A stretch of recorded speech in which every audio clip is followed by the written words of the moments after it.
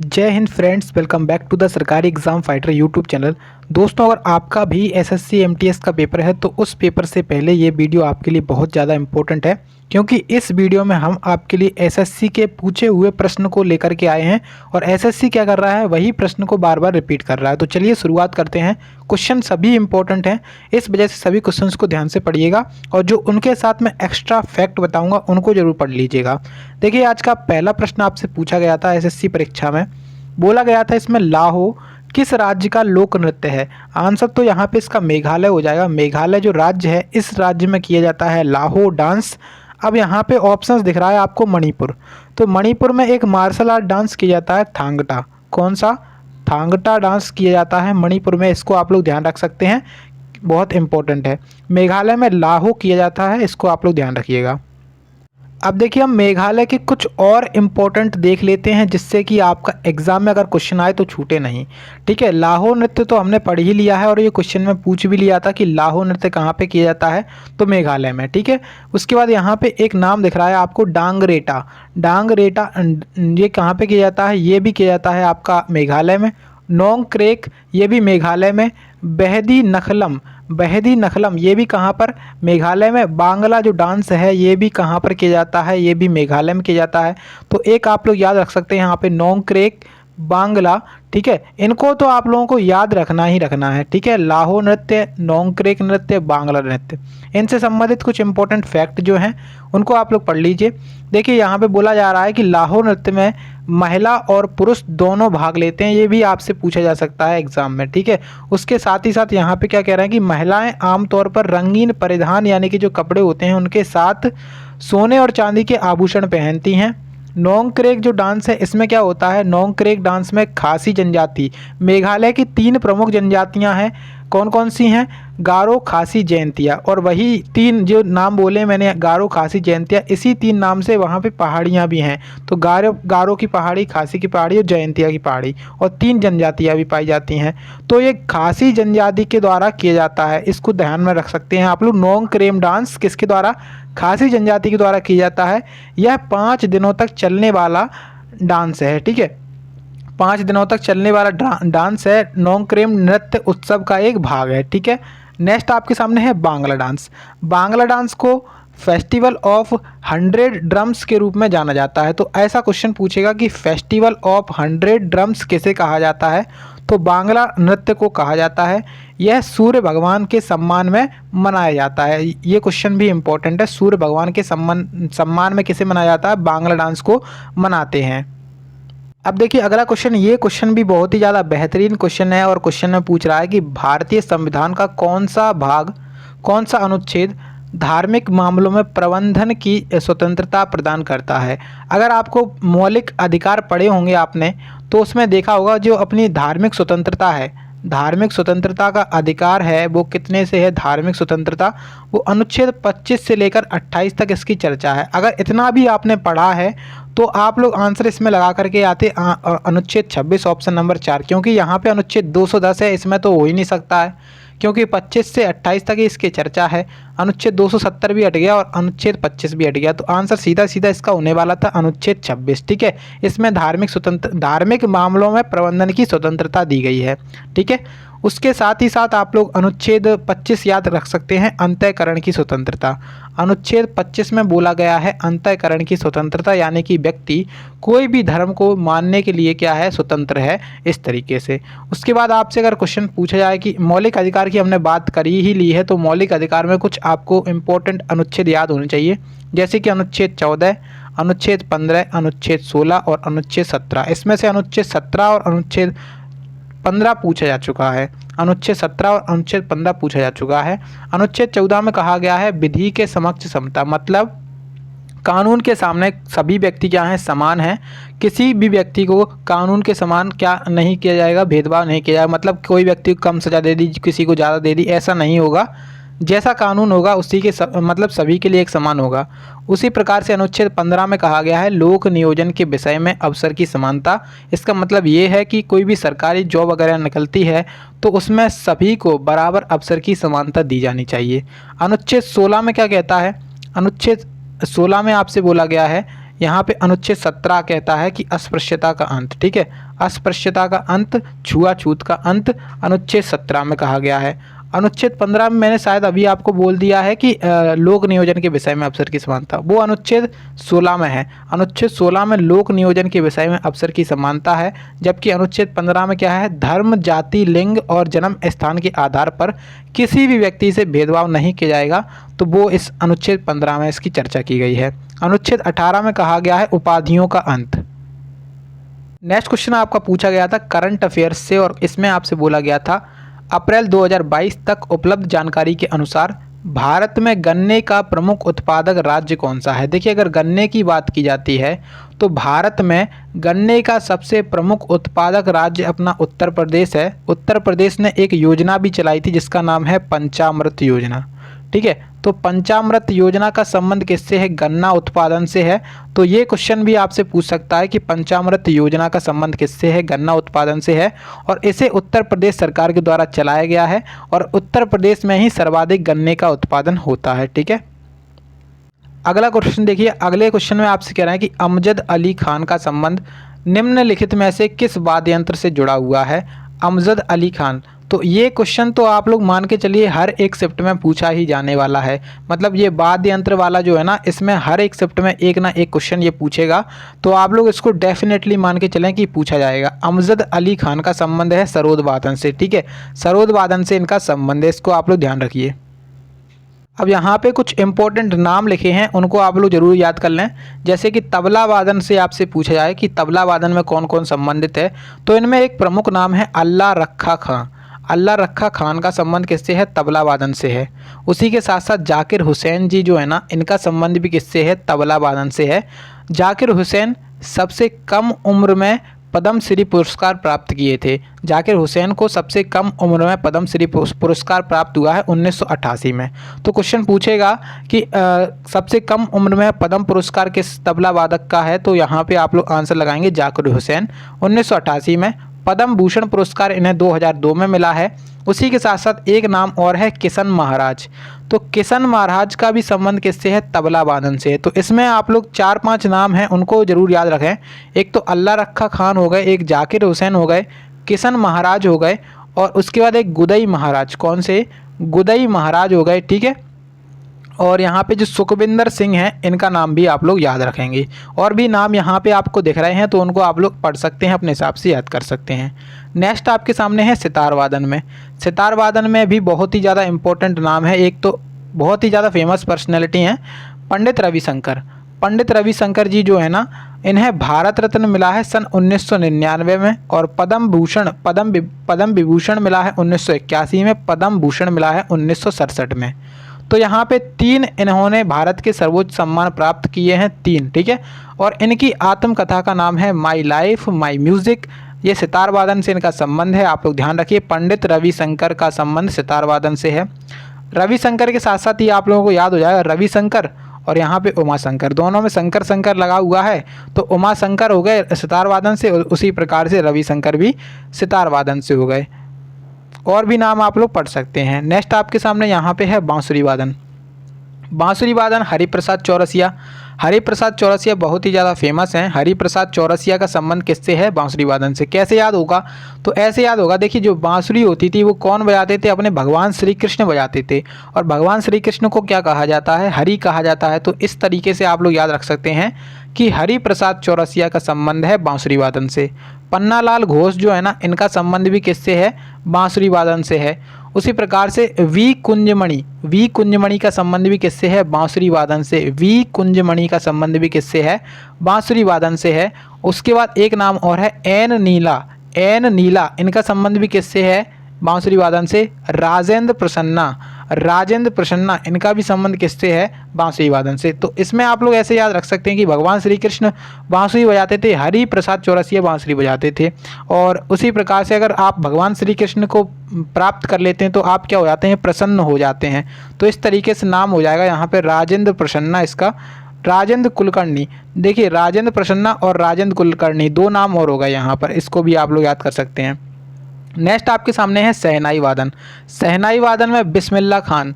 बिस्मिल्लाह खान बहुत ही ज़्यादा फेमस हैं। बिस्मिल्लाह खान चारों शीर्ष सम्मान प्राप्त हुए हैं। इन्हें भारत रत्न भी मिला है, पद्म विभूषण भी मिला है, पद्म भूषण और पद्म श्री पुरस्कार भी मिला है। तो और इन्होंने 15 अगस्त 1947 जब हमारा भारत आज़ाद हुआ था उस टाइम पर लाल किले पर क्या बजाई थी? शहनाई बजाई थी। ठीक है, तो बिस्मिल्लाह खान का संबंध किससे है? शहनाई वादन से इनका संबंध है और ये बहुत ही ज़्यादा फेमस पर्सनैलिटी हैं और इन्होंने चारों शीर्ष सम्मान, भारत के चारों सर्वोच्च सम्मान प्राप्त किए हैं। ठीक है, यहाँ पे हुसैन खान भी आप लोग याद रख सकते हैं। हुसैन खान का संबंध भी किससे है? शहनाई वादन से। अली अहमद का भी संबंध किससे है? शहनाई वादन से। अब देखिए यहाँ पे कह रहा है कि इकलौती महिला, ये वाला तो आपको इम्पोर्टेंट करना ही करना है। बागेश्वरी कंवर, बागेश्वरी कंवर का संबंध भी किससे है? शहनाई वादन से। और ये इकलौती महिला हैं जो शहनाई बजाती हैं। नेक्स्ट आपके सामने है वीणा। वीणा वादन में आप लोग एक नाम याद रख सकते हैं, सरस्वती। कैसे होगा याद? देखिए सरस्वती माता जो थी अपनी ज्ञान की देवी, उन्हें वो क्या बजाती थी? उनके हाथ में सदैव वीणा रहती थी। तो इस तरीके से सरस्वती आप लोग तो बहुत आसानी से याद हो जाएगा। उसके बाद एस बालचंद्रन। एस बालचंद्रन, अब देखिए ऐसे याद होगा कि सरस्वती माता जो है ना बच्चों में ज़्यादा हो जाती हैं, तो आप लोग ऐसे याद रख सकते हैं कि बालचंद्रन। ठीक है, उसके बाद श्री कृष्ण, कृष्ण यहाँ पे हो जाए कृष्ण भागवतवार। और यहाँ पे एक चीज़ और है समुद्रगुप्त। ये इतिहास का जो है ना समुद्रगुप्त और औरंगजेब, ये भी क्या बजाता था? बीड़ा बजाता था। इनको जरूर याद रख लेंगे। अब आते हैं आपके सामने सरोद वादन में। सरोद वादन में कौन कौन से हैं? अमजद अली खान। तो ये क्वेश्चन अभी हमने करवाया था कि अमजद अली खान का संबंध किससे है? सरोद वादन से है। अमान अली खान और अयान अली खान। देखिए यहाँ पे अमजद अली खान जो है ना, इनके दो लड़के थे, अमान अली खान और अयान अली खान। तो इनका भी संबंध सरोद वादन से है, जैसा कि यहाँ पे लिखा है कि अमजद अली खान के 2 पुत्र। ठीक है, जरीन दारू वाला, अब कैसे याद रखेंगे? दारू पी करके सरोद बजाया, तो इस तरीके से ऐसा याद हो जाए कि दारू वाला, जरीन दारू वाला का संबंध भी सरोद वादन से है। मुकेश शर्मा का संबंध भी सरोद वादन से है। हाफिज़ खान, अली अकबर खान और विश्वजीत राय चौधरी और बुद्धदेव दास गुप्ता, राजीव तारानाथ। ठीक है, उसके बाद यहाँ पे आप लोग देख सकते हैं वर्ष 2014 में अमजद अली खान को नोबल शांति पुरस्कार समारोह से राग प्रदर्शन किया था। देखिए जो 2014 में नोबल शांति पुरस्कार समारोह हुआ था उसमें अमजद अली खान ने राग का प्रदर्शन किया था। नेक्स्ट प्रश्न आपका आता है, इसमें बोला गया है फियरलेस गवर्नेंस पुस्तक किसके लेखक हैं? मतलब फियरलेस गवर्नेंस पुस्तक के लेखक कौन है? फियरलेस जो गवर्नेंस पुस्तक है बहुत ही ज़्यादा इंपॉर्टेंट पुस्तक है। इसके लेखक कौन है? किरण बेदी। किरण बेदी कौन थी? आप लोग कमेंट बॉक्स में बताइएगा। ठीक है, अगला क्वेश्चन देखिए। क्वेश्चन में बोला गया है कि 1576 में हल्दी घाटी के युद्ध में महाराणा प्रताप को किसने हराया था?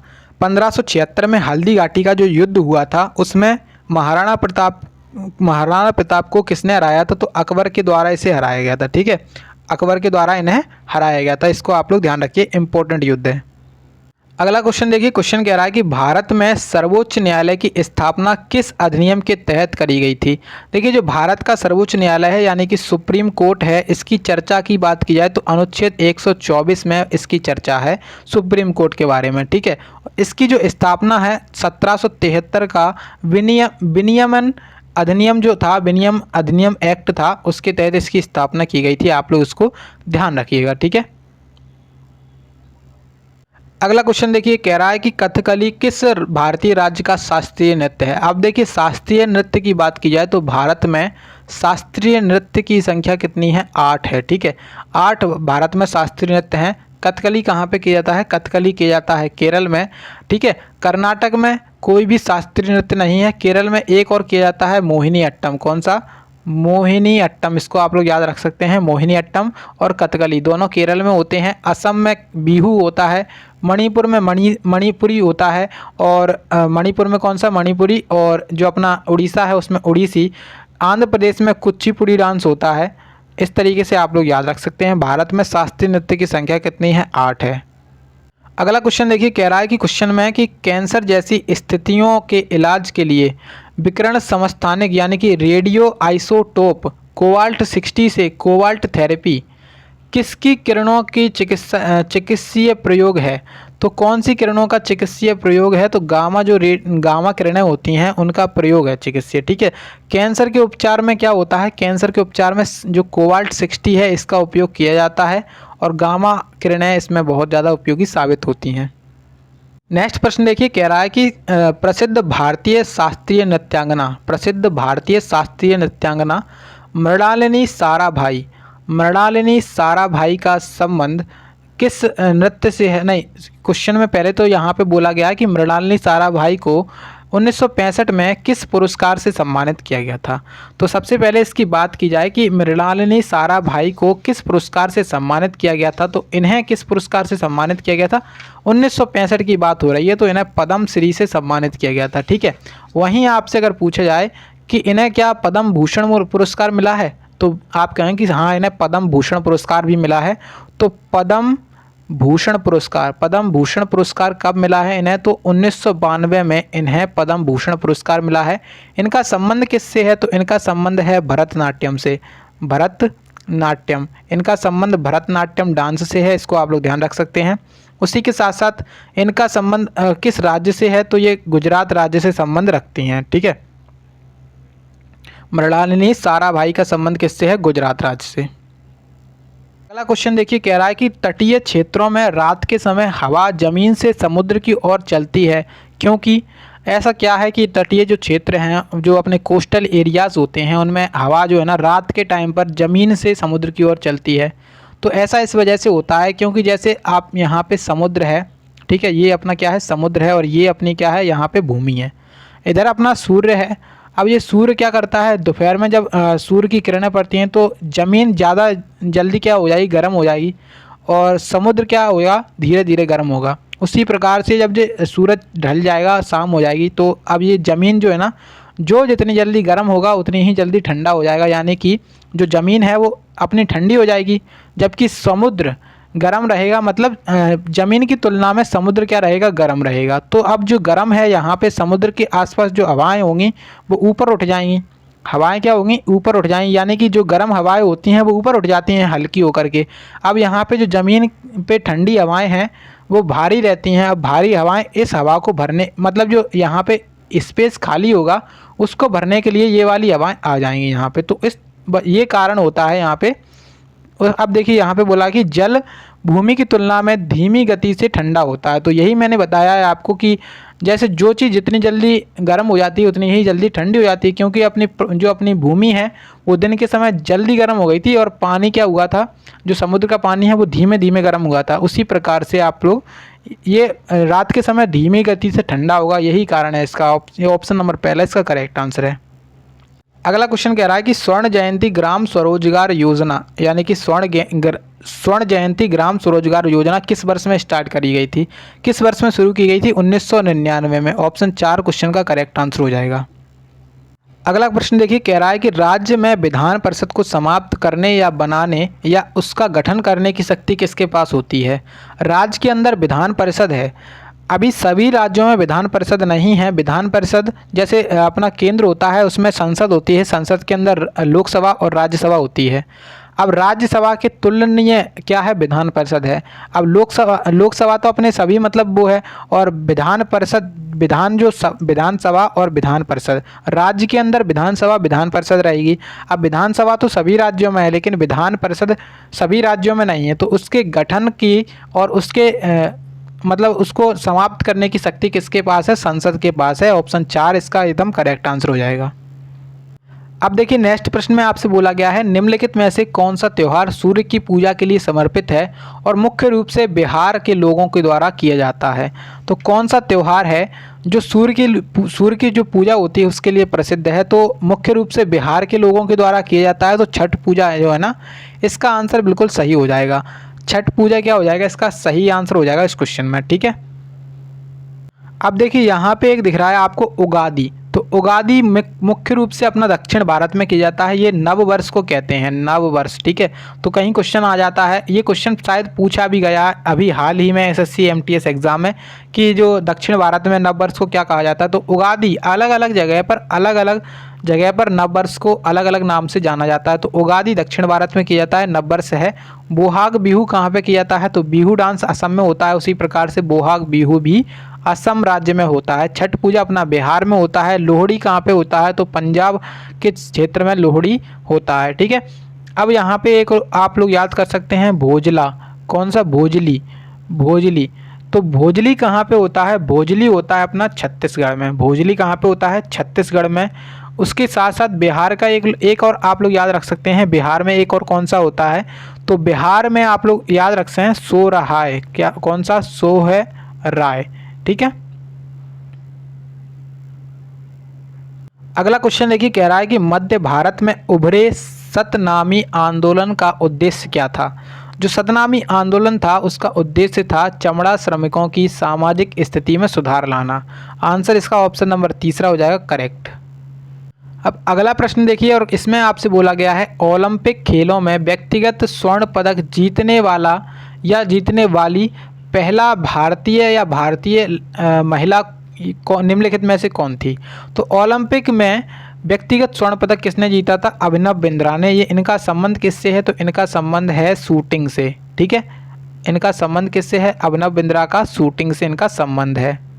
अगला क्वेश्चन करंट अफेयर से पूछा गया था, और इसमें बोला जा रहा है कि राजस्थान में 2022 में शुरू की गई कौन सी योजना राज्य की ग्रामीण लड़कियों को छात्रवृत्ति योजनाएं प्रदान करेंगी। तो 2022 में इस योजना को शुरुआत किया गया, उड़ान इसका नाम रखा गया, जिसको राजस्थान सरकार के द्वारा इसे शुरू किया गया। इसके तहत जो ग्रामीण लड़कियां हैं उनको क्या किया जाएगा, छात्रवृत्ति योजनाओं को प्रदान की जाएंगी, ठीक है। राजस्थान इस क्वेश्चन का करेक्ट आंसर है, उड़ान इसमें एकदम सही उत्तर हो जाएगा। अगले में आपसे बोला गया है कि निम्नलिखित में से कौन गुप्त वंश का पहला शासक था जिसने महाराज अधिराज की भव्य उपाधि धारण की थी। गुप्त वंश की बात की जाए तो गुप्त वंश का ऐसा कौन सा शासक था जिसने महाराज अधिराज की उपाधि धारण की थी, तो चंद्रगुप्त प्रथम। चंद्रगुप्त प्रथम इस क्वेश्चन का क्या हो जाएगा, एकदम करेक्ट आंसर हो जाएगा, ठीक है। नेक्स्ट क्वेश्चन फिर से आपका करंट अफेयर से पूछा गया है, और इसमें बोला गया है कि अप्रैल 2022 तक उपलब्ध जानकारी के अनुसार भारत के पड़ोसी देश म्यांमार की राजधानी क्या है। देखिए जो म्यांमार की राजधानी है उसका नाम है नेपिडो। नेपिडो इसका आंसर हो जाएगा करेक्ट। बिल्कुल बहुत ही आसान क्वेश्चन पूछा गया, मतलब 0 लेवल का क्वेश्चन था, सभी लोगों ने इसका आंसर लगाया होगा। तो नेपिडो इसका आंसर हो जाएगा। बीजिंग किसकी राजधानी है, तो बीजिंग अपनी राजधानी है चीन की। थिम्पू किसकी राजधानी है, तो यहाँ पे ढाका किसकी राजधानी है, बांग्लादेश की, ठीक है। बांग्लादेश की राजधानी का नाम क्या है, ढाका। और भूटान की राजधानी अपनी क्या है, भूटान की राजधानी है थिम्पू। पाकिस्तान की राजधानी इस्लामाबाद है। अफगानिस्तान की राजधानी आप लोग मुझे कमेंट बॉक्स में बताएंगे। अगला क्वेश्चन देखिए, कह रहा है कि पृथ्वी पर सबसे निचला ज्ञात बिंदु को क्या कहा जाता है जो प्रशांत महासागर में स्थित है। तो पृथ्वी पर सबसे निचला बिंदु है जिसे चैलेंजर डीप को कहा जाता है, ठीक है। पृथ्वी पर जो सबसे निचला बिंदु है उसे क्या कहते हैं, उसे कहते हैं चैलेंजर डीप। ये कहाँ पर स्थित है, प्रशांत महासागर में स्थित है। चलिए लास्ट क्वेश्चन पूछा गया था आपसे कि निम्नलिखित में से कौन सा भारत में सार्वजनिक क्षेत्र में के बैंक का उदाहरण है। तो आंसर इसका हो जाएगा Punjab national bank. Punjab national bank इसमें आंसर क्या हो जाएगा, एकदम करेक्ट आंसर हो जाएगा, ठीक है। तो आज यहाँ पे आज के क्वेश्चन सभी समाप्त हो चुके हैं। आई होप कि आप सभी लोगों ने सारे फैक्ट्स को अच्छे से पढ़ा होगा जो मैंने इसमें बताए थे। तो अगर आप लोगों ने नहीं पढ़े हैं तो उनको ज़रूर पढ़ लीजिएगा। इसकी PDF आपको मेरे टेलीग्राम चैनल पर मिल जाएगी। टेलीग्राम का लिंक डिस्क्रिप्शन बॉक्स में है, या फिर आप लोग टेलीग्राम पे सर्च कर सकते हैं सरकारी एग्ज़ाम फाइटर। तो वहाँ पे आप लोग उसमें जा करके ज्वाइन हो जाएंगे, PDF आपको वहाँ पे मिल जाएंगी, ठीक है। इसके पहले क्लासेस नहीं देखें तो उनको भी देख लीजिए, बहुत ही ज़्यादा इंपॉर्टेंट है। एग्जाम में आजकल इसी प्रकार के क्वेश्चन आपसे पूछे जा रहे हैं। और आपको अगर वीडियो पसंद आई है तो वीडियो को लाइक कर देंगे, और इसी प्रकार की वीडियोज़ के लिए चैनल को सब्सक्राइब कर लेंगे, दोस्तों के साथ शेयर कर देंगे वीडियो को।